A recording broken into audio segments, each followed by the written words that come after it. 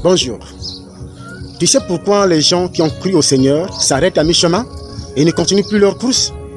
Alors, reste connecté et tu vas découvrir le secret. Notre enseignement se trouve dans le livre de Luc, chapitre 18, verset 41. Le Seigneur Jésus pose la question à l'aveugle: que veux-tu que je te fasse? Et l'aveugle répondit: Seigneur, que je recouvre la vue.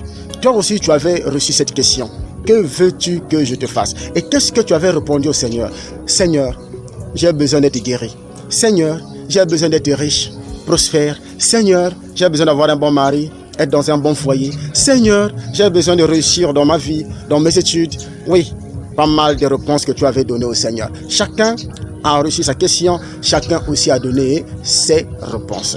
C'est par rapport aux réponses que tu avais données au Seigneur que va être définie ta vie, ta marche. À supposer que tu avais demandé au Seigneur la guérison parce que tu étais malade. Et une fois que tu es guéri, est-ce que tu auras encore la force d'être là assidu en train de prier, de jeûner? Non, tu as déjà la réponse, tu as déjà la solution. À supposer que tu as demandé au Seigneur le mariage et une fois que tu as obtenu ton mari, ok, réponse trouvée, plus de motivation.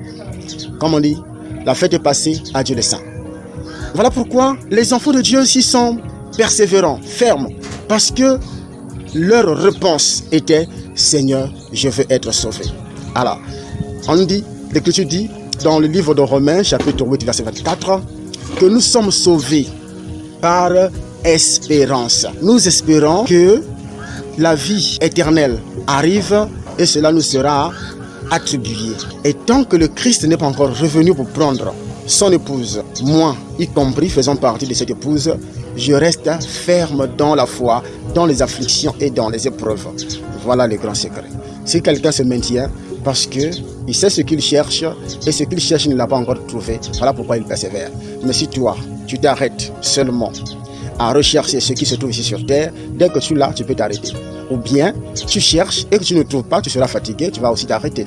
Parce que tu diras, mais le temps passe, mais les autres ont déjà ceci, moi je ne l'ai pas, et tu vas être découragé. Mais pour quelqu'un qui recherche la vie éternelle, le paradis, il va se maintenir parce que ce n'est pas encore le temps. Et quand ça dure, il se dira, oui, le temps n'est pas encore arrivé, personne encore n'est encore sauvé, et moi je dois persévérer parce que c'est une course. C'est une course. Et je dois me maintenir pour avoir accès au paradis.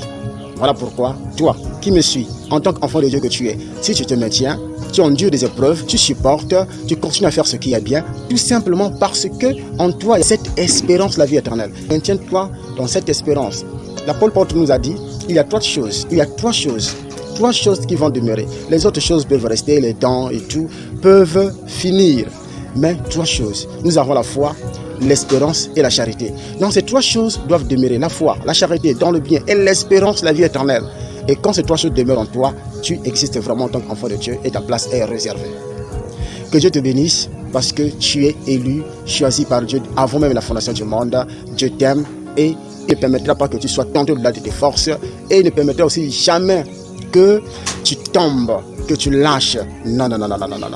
Le Seigneur est avec toi. Il est là juste pour te soutenir, pour te garder, afin que tu ne trébuches point. Sois béni et surtout, prends soin de toi. Au nom de Jésus-Christ, notre Seigneur et Sauveur. Amen.